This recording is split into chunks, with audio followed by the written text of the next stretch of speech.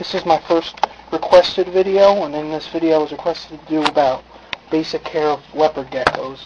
I've been keeping leopard geckos for 12 or so years. I've done a little bit of breeding, but I don't breed for business, for money, or anything like that. I do it for fun.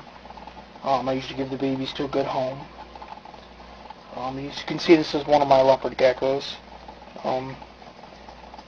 This is called a circle-back normal.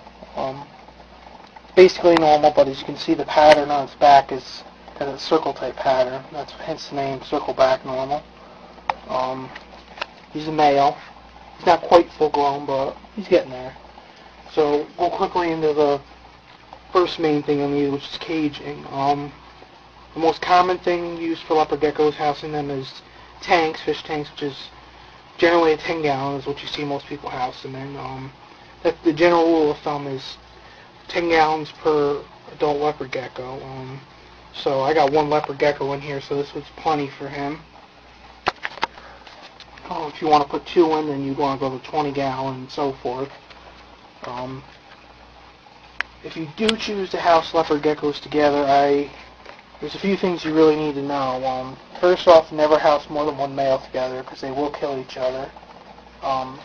Second, it's best not to house a pair, a male and a female, together unless you're attempting to breed and you know the female's of age and weight to breed. If not, the male may harass her to breed and she may not want to, and if she does, and cause problems. It's just not a good idea. So if you're looking to breed and your female and male are both healthy and of age and weight, then that's a different, we're going to go into that in a different video, but that's just basic. Females can be housed together, but even females will bully. If the female's larger or more aggressive, it may bully the other female and cause the one being bullied not to eat and stuff because it's afraid, and you got to keep an eye on that if you're attempting to house them together.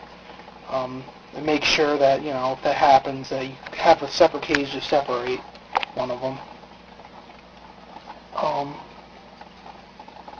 So that's basic for the caging. Some people use Rubbermaid containers, Sterlite containers. I'll show you, I do have some over here, because I have several leopard geckos. I have, I think, 12 or so. I'm trying to remember, I lost count, but these are commonly used for more people who breed them and have lots of leopard geckos.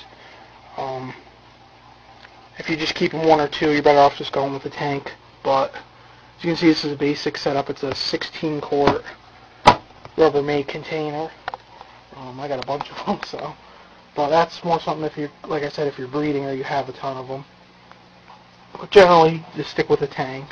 It works best. Now, basic setup for a tank is pretty simple. You want one hide on the warm side of the cage. Another thing you'll need is what's called a humid hide, as you can see there. That is important. Leopard geckos much have that for shedding. They don't need high humidity or anything like that. If you just have that, which is needed, it'll be fine. What I use is just a plastic container. I cut a hole in the side or the front, as you can see. I use damp paper towels. Some people will use cocoa fiber or moss. Personally, I find the paper towels easier to use, so that's what I used. Generally, you want to set the humid hide up on the cool side, or a lot of times, like in this case, I like to put it more in the middle of the cage, but the cool side will work. You need a water dish, of course. Nothing too big or too deep, just so they can get some water. They don't need to swim or anything, and if it's too deep, they could drown. So that's basic. You can put more hides, of course. I only have the one regular hide and the human hide in here right now, but some people put hides on the other side. Now for substrate, that's a pretty debated thing with leopard geckos. Personally, I recommend going with what's safe and not what looks good. Yes, there are substrates like sand and stuff that, yeah, of course they look better, but you take a risk. The leopard geckos have been killed by impaction from sand, so I don't recommend it. I'd stay away from any loose substrate, not just sand. I've seen people use bark and stuff. I really don't recommend that either, because it contains big pieces which, if ingested, definitely cause problems. Plus, bark and stuff like that is more meant for reptiles that need high humidity, which leopard geckos don't. They like it dry. So I recommend paper towels, which I'm using here, newspaper, slate rock tiles, like regular floor tiles for housing. Some people use a reptile carpet. I personally don't care for it, but it's safe, so you can use that if you choose. Now for heating, I recommend belly heat. I go with under tank heaters for tanks. That's what I have on this. You want to set it up on the one side, which is the warm side, which is where the main hide is. So by doing that is by putting the heat up on one side.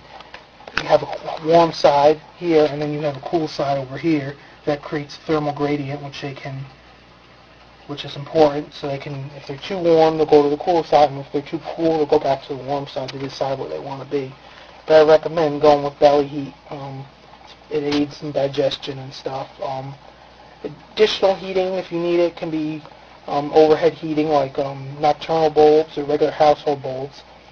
Leopard geckos are nocturnal, so they don't need any UVA or UVB bulbs, so that's another good thing.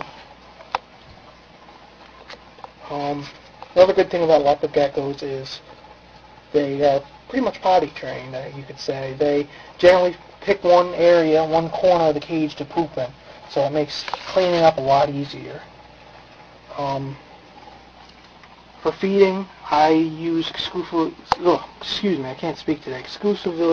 mealworms for my leopard geckos. I used to use crickets, but they're a pain in the butt. So I switched to mealworms. They're a lot easier. You can use a dish like this as like a ceramic type dish, and you just basically fill it, and they'll eat it right out of it. And you can dust them as needed and stuff. It's so much easier. It's also good to have a little dish of, I don't have one here right now, I'm cleaning it out, but a little dish of calcium, just regular calcium powder without vitamin D3 in it. Just leave that in there at all times, and they can lick it, get calcium from it.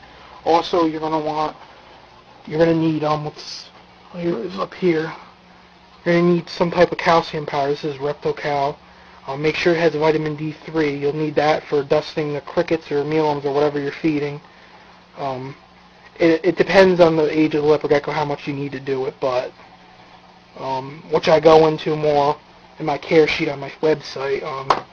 Since I don't have a lot of time, I really am not going into much detail, so I apologize, but I really recommend checking out my website. I'm going to post a link at the end of this video. You go there and go into the reptile care sheet section, and I have a care sheet that goes into everything about leopard geckos, care. It tells you how much to feed babies, adults, dusting, all that stuff that I can't really get into with this. So that's pretty much it. If anybody has any specific questions, please feel free to email me or whatever. Some people may do things a little bit differently, but this is the way I've been doing it for many years, and it's worked for me. So like I said, please check out the link, and I'll leave at the end of this video my website, and it has a good care sheet on there. That's pretty much it. Please subscribe to my videos. There'll definitely be a lot more coming. I'm working on some more, so I'll do requests too if I can. So that's pretty much it. Thanks for watching.